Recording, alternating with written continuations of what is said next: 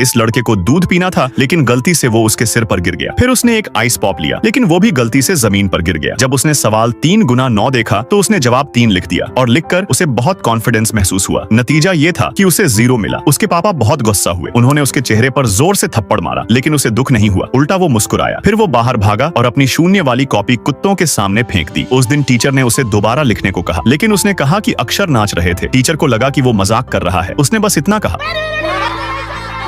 पूरी क्लास हंस पड़ी। वो झूठ नहीं बोल रहा था। उसकी दुनिया में नंबर सच में नाचते थे, क्योंकि उसे डिसलेक्सिया था। लेकिन उसके माता पिता उसे बेवकूफ समझते थे। गुस्से में उसके पापा ने उसे बोर्डिंग स्कूल भेज दिया। अपने घर वालों को जाते देख वो अपने आंसू नहीं रोक पाया। डॉर्म में रात को जब बाकी बच्चे सो रहे थे, वो बाथरूम में जाकर रोता था, ठंडे पानी से अपने आंसू धोता था। क्लास में उसके सहपाठी हंसते थे और टीचर्स उसे नजरअंदाज करते थे। वो डांटते थे और उस पर चौक भी फेंकते थे। वो टूटने की हालत में पहुंच चुका था। लेकिन फिर एक नया आर्ट टीचर उनकी क्लास में आया। वो क्लास में गाना गाता और डांस करता था, इसलिए सारे स्टूडेंट्स उसे पसंद करने लगे। फिर उसने खाली पेपर बांटे और सभी को फ्री में ड्रॉ करने को कहा। बाकी सब बच्चे ड्रॉ कर रहे थे, सिर्फ उसका पेपर खाली था, जिसने टीचर का ध्यान खींचा। फिर भी उसने उसे डांटा नहीं। अगले दिन टीचर ने उसके क्लासमेट से बात की और आखिर में पता लगा कि उसे डिसलेक्सिया है। उस दिन टीचर ने क्लास में एक कहानी सुनाई। एक बच्चा जिसे पढ़ाई से नफरत थी, उसने अपनी किताबें फाड़ दी, पेंसिल तोड़ दी। उसने पूछा कि ये बच्चा कौन था। सब बच्चे हंसने लगे। वो घबरा गया, क्योंकि ये कहानी उसी जैसी लग रही थी। लेकिन जवाब आइंस्टाइन था। वो दंग रह गया। कुछ लोग दुनिया को अलग नजर से देखते हैं, लेकिन वो भी एक तरह की काबिलियत होती है। वो ध्यान से सुनता रहा और आखिर में मुस्कुराया। उस दिन से उसका टीचर रोज मेहनत से उसे ड्रॉ और लिखना सिखाने लगा। धीरे धीरे वो कुछ शब्द लिखने लगा और उसकी मुस्कान बढ़ने लगी। टीचर ने उसे प्रिंसिपल के सामने भी रिकमेंड किया, ताकि वो आर्ट कंपटीशन में हिस्सा ले सके। आखिरकार उसने एक शानदार पेंटिंग बनाई। वो फर्स्ट आया और पूरे स्कूल के सामने खड़ा हुआ। सबने तालियां बजाईं और उसे हिम्मत दी। उसने अपने टीचर को कसकर गले लगाया। उस टीचर ने उसकी जिंदगी बदल दी। इसलिए जब एक दरवाजा बंद होता है तो दूसरा जरूर खुलता है। और आप सबके यूनिक शौक क्या है, कमेंट में जरूर बताना।